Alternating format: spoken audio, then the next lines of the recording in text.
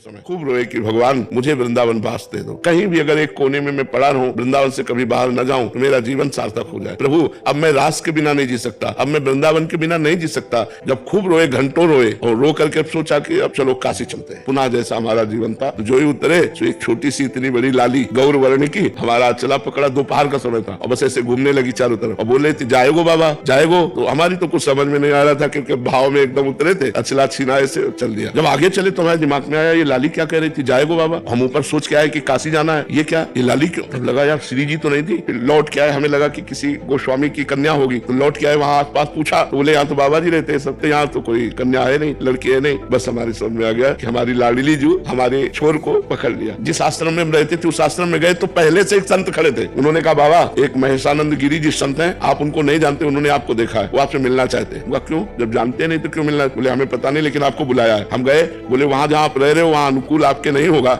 ये कमरा है एकांत में, आप यहाँ रह लीजिए। आप क्या व्यवस्था लाडली जी की, और आज देख लो सब व्यवस्था उन्हीं। यहाँ वृंदावन वास के लिए एकमात्र केवल रोना ही साधना है कि लाडली जो रीझ जाए और वो पास दे दे तो सब व्यवस्था बन जाए। यहाँ कोई धन बल से वृंदावन नहीं रह सकता, क्योंकि पास जब तक नहीं होगा तब तक वृंदावन वास नहीं होगा।